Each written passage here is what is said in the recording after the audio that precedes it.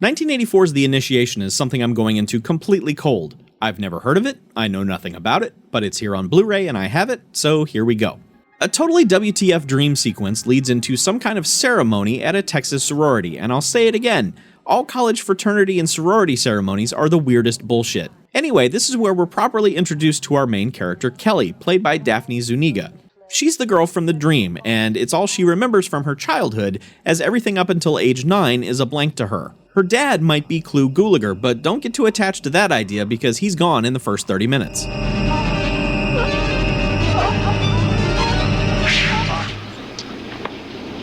Sometimes I think that man would forget his head if it wasn't attached.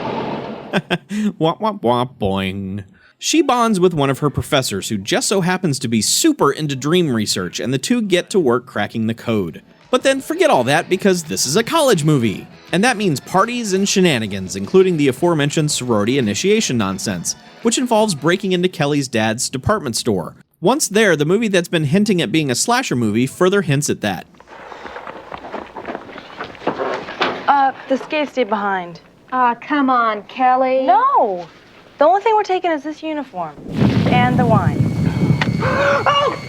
Oh god, a bowling ball attack. Oh dear god, this is horrific. I've never seen anything so terrifying.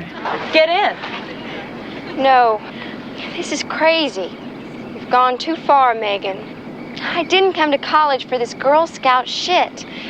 We're grown women. Look at us.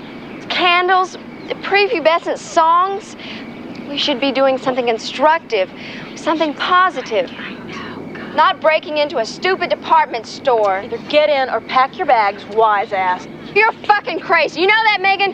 Completely wacko. Well, they ought to lock you up in the zoo with all the other poor slob. You're out! Understand?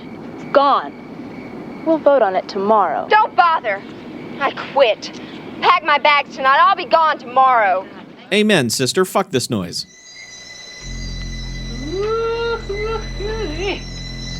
Hey, The Initiation is a Christmas movie. So I'm gonna have to say pass on The Initiation, mainly because the whole thing is flat and matter-of-fact, yet also has no idea what it wants to be. Is it a slasher movie? Is it a college movie? Is it a psychological thriller? It tries all three and then jettisons them entirely when it's time to become something else, and it barely looks back. While it seems totally obvious as to what the backstory is going to end up actually being, the movie throws in a twist with 2 minutes remaining, and before you can even start to process it, credits are rolling. So yeah, thanks for the twist, but still, your twist is garbage. Also, a lot of the dialogue is clunky, as if the actors blow a line, but they never did another take. Okay, here's the plan. Allison, in about 3 minutes, you're gonna set up a diversion on this floor. Diversion? I mean, was she drunk? What's happening?